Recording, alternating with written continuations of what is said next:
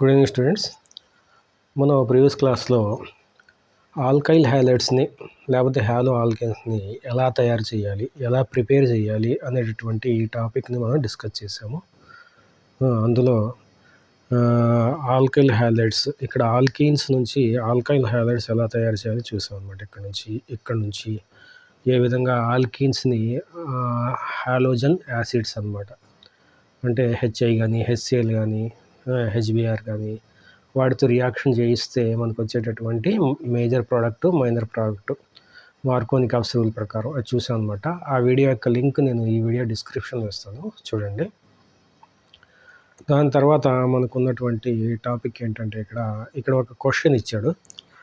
ఇక్కడ మనం ప్రీవియస్ క్లాస్లో హాలోజినేషన్ ఆఫ్ ఆల్కేన్స్ అనేటటువంటి ఒక టాపిక్ని చూసాం అనమాట. సో ప్రీవియస్ వీడియోలో ఉంటుంది, చూడండి.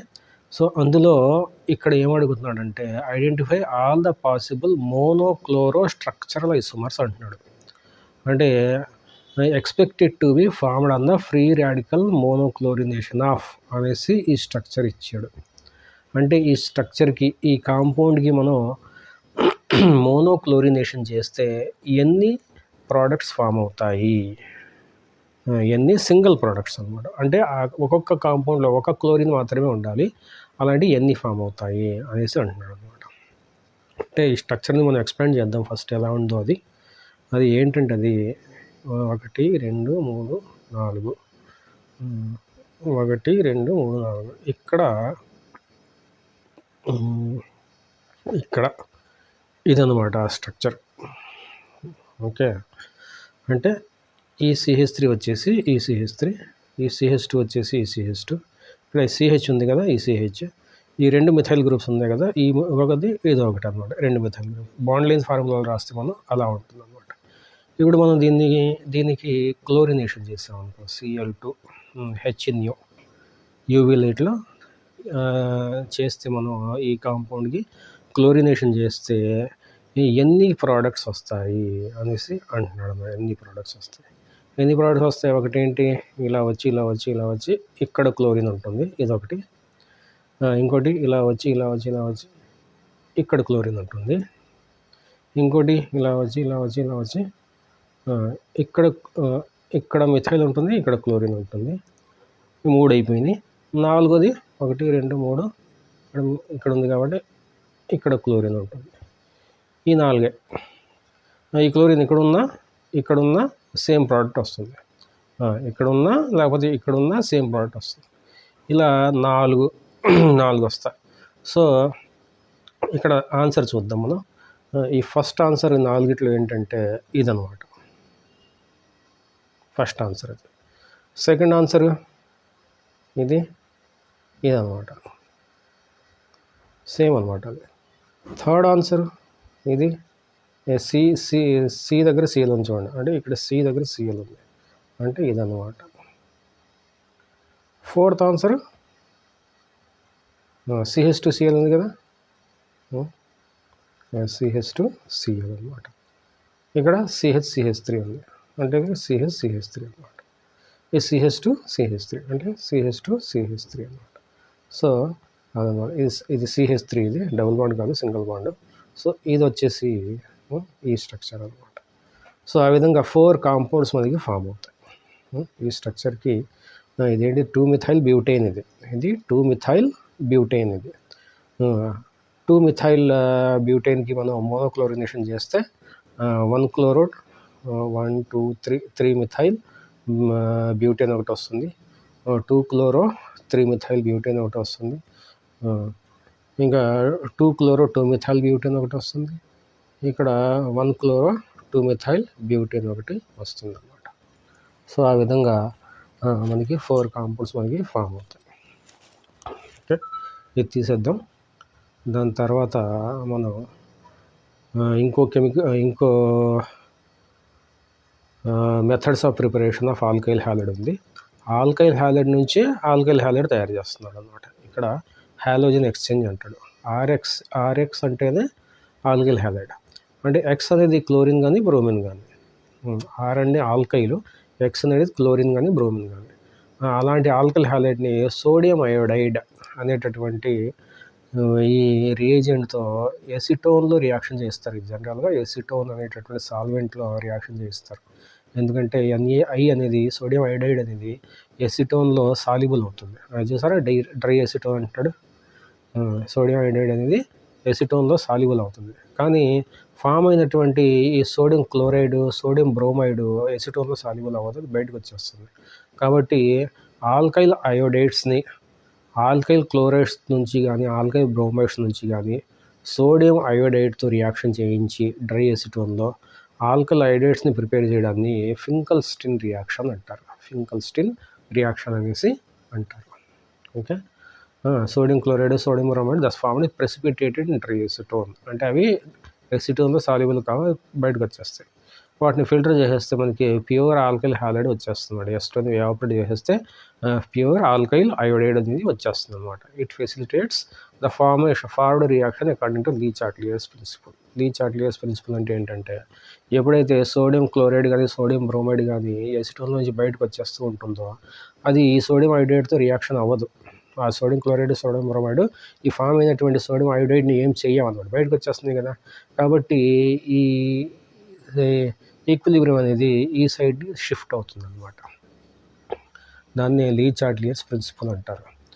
The synthesis of alkyl fluorides is best accomplished by heating alkyl chloride or bromide in the presence of metallic fluoride such as AgF or Hg అంటే సిల్వర్ ఫ్లోరైడ్ కానీ, మెర్క్యూరిక్ ఫ్లోరైడ్ కానీ, cobalt fluoride కానీ, antimony fluoride కానీ, ఇలాంటి metal ఫ్లోరైడ్స్ని ఇక్కడ చూడండి, ఈ bromides కానీ, అయోడైడ్స్ కానీ, క్లోరైడ్స్ కానీ, బ్రోమైడ్స్ కానీ, క్లోరైడ్స్ కానీ ఇలా మెటల్ ఫ్లోరైడ్స్తో రియాక్షన్ చేయించి మనకి ఆల్కైల్ ఫ్లోరైడ్స్ని తయారు చేస్తున్నాడు అనమాట.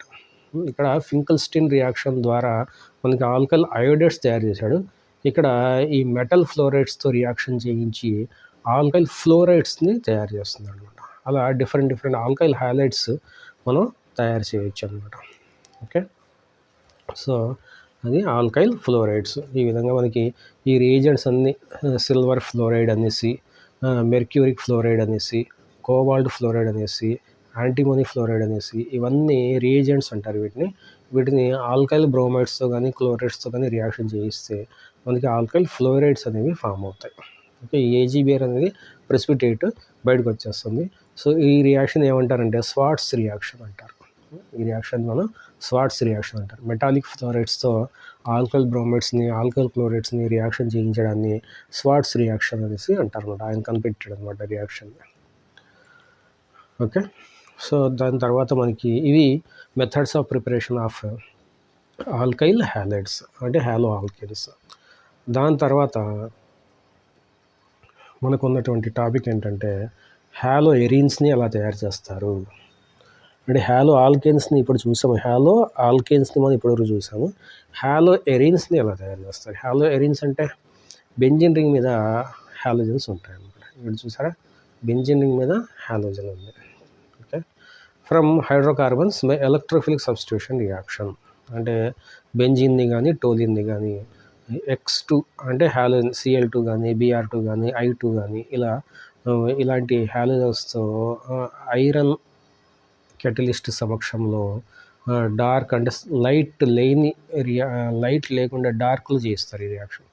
ఎందుకంటే మనకి రియాక్షన్ చాలా విగరస్గా పోతుంది అనమాట లైట్ ఉంటే. ఓకే.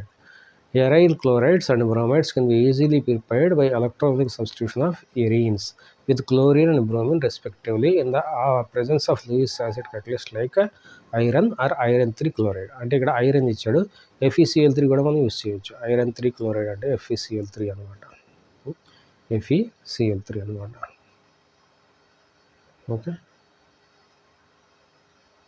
ఇది సో ఐరన్తో కానీ, ఐరన్ క్లోరైడ్తో కానీ ఈ టోలిన్ అనేది హ్యాలోజన్స్ రియాక్ట్ అయ్యి డార్క్లో ఆర్దో హ్యాలోటోలిన్, పారా హ్యాలోటోలిన్ అంటారు. ఎందుకంటే CH3 అనేది OP డైరెక్టింగ్ గ్రూప్ కదా, అంటే ఆర్దో పారా డైరెక్టింగ్ గ్రూప్. మనం దాని గురించి బెంజీన్ యొక్క మోనో సబ్స్టిట్యూటెడ్ బెంజీన్ యొక్క రియాక్షన్స్ని మనం చూసినప్పుడు ఆ OP directing group, meta directing group అది మనం డిస్కస్ చేసాం అనమాట. దాని యొక్క లింక్ కూడా నేను ఇక్కడ ఇవ్వడానికి ట్రై చేస్తాను, చూడండి. సో ఇక్కడ CH3 అనేది ఓపీ డైరెక్టింగ్ గ్రూప్, అంటే ఆర్థో పారా డైరెక్టింగ్ గ్రూప్స్ అనమాట.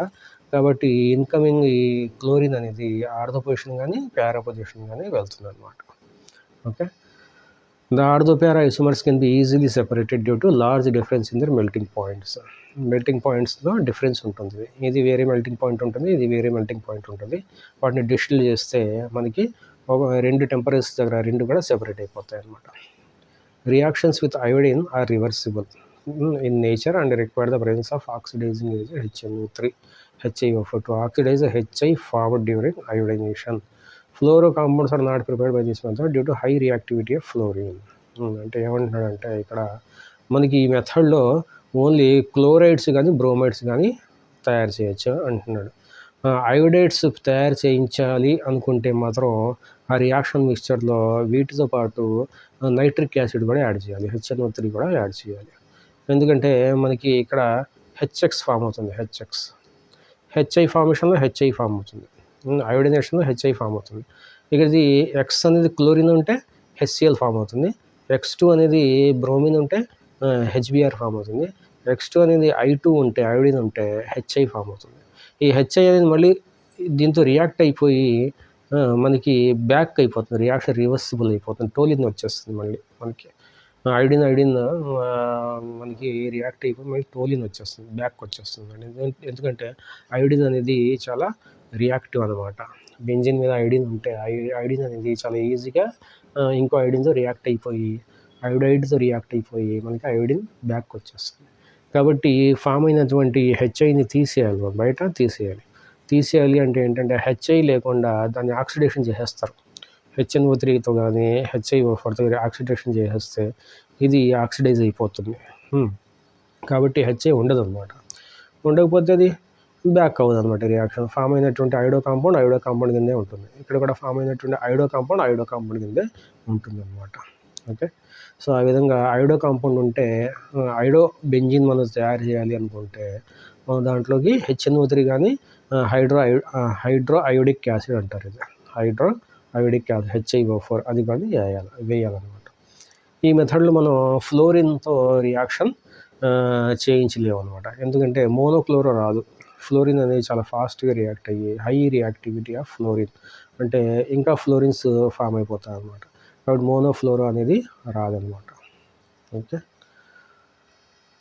దాని తర్వాత మనకి from ఎమీన్స్ by sand mayor reaction అంటే ఏంటంటే ఇక్కడ ఎనిలీన్ అంటారు, దీన్ని ఎనిలీన్ అంటారు. బెంజిన్ రింగ్ మీద NH2 ఉంటే దాన్ని ఎనిలీన్ అంటారు.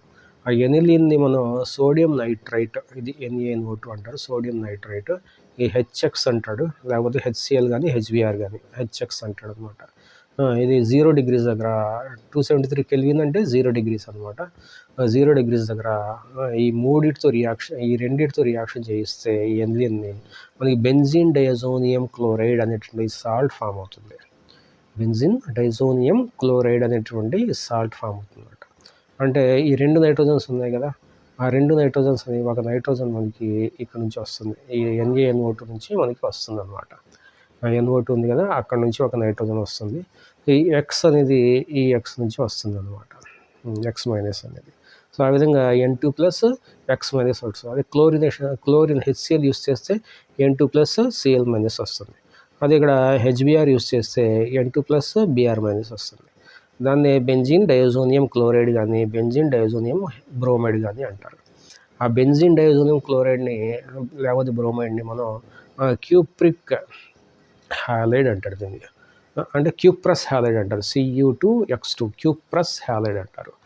CuI అనేసి మనం అనుకోవచ్చు, లేకపోతే CuCl కానీ CuBr కానీ మనం అనుకోవచ్చు, కానీ Cu2X2 అనేసి కూడా మనం అనుకోవచ్చు అనమాట. 2 కాపర్స్ 2 హ్యాలోజన్స్ ఉన్నట్టు అనమాట. దాంతో రియాక్షన్ చేయిస్తే మనకి ఆ N2+ X- వెళ్ళిపోయి దాని ప్లేస్లో X అనేది మనకి వస్తుంది. X అనేది ఐడో కానీ క్లోరో కానీ బ్రోమో కానీ అవుతుంది అనమాట. ఓకే. ఐడిన్ కావాలంటే మనకి Cu2X2 అవసరం లేదు, డైరెక్ట్ పొటాషియం హైడ్రేట్ వేస్తే మనకు వచ్చేస్తుంది. కానీ ఇక్కడ Cu2X2 అనేది మనం దేనికి వేయాలి, క్లోరిన్తో బ్రోమిన్తో చేయిస్తే ఇక్కడ మనకు క్లోరోబెంజిన్ కానీ బ్రోమోబెంజిన్ చూసారా, 2 ఇచ్చాడు, క్లోరోబెంజిన్ కానీ బ్రోమోబెంజిన్ కానీ కావాలంటే మనకి Cu2X2 వేయాలి. Cl2 కానీ Cu2Br2 కానీ వేయాలన్నమాట. అప్పుడు ఈ N2+ అనేది నైట్రోజన్ మీద బయటకు వచ్చేస్తుంది. అప్పుడు మనకి క్లోరోబెంజిన్ కానీ బ్రోమోబెంజిన్ కానీ మనకి హాలో ఎరీన్స్ ఫామ్ అవుతాయి అన్నమాట. ఓకే, క్లోరిన్ కానీ బ్రోమిన్ కానీ. అదే మనకి అయోడిన్ కావాలంటే డైరెక్ట్గా ఫామ్ అయినటువంటి బెంజిన్ డైజన్ క్లోరైడ్ మనం తయారు చేసాం కదా ఇక్కడ, దాన్ని మనం పొటాషియం అయోడైడ్తో హీట్ చేస్తే సింపుల్గా మనకి అయోడోబెంజిన్ అనేది మనకి వచ్చేస్తుంది అనమాట. ప్లస్ నైట్రోజన్ గ్యాస్ కూడా రిలీజ్ అవుతుంది అనమాట. క్యూప్రెస్ ఆల్రెడీ అవసరం లేదు. దాని తర్వాత ఇక్కడ ఒక ప్రాబ్లం ఇచ్చాడు. ఆ ప్రాబ్లం గురించి మనం నెక్స్ట్ క్లాస్లో చూద్దాం. అప్పటి వరకు టేక్ కేర్, బాయ్.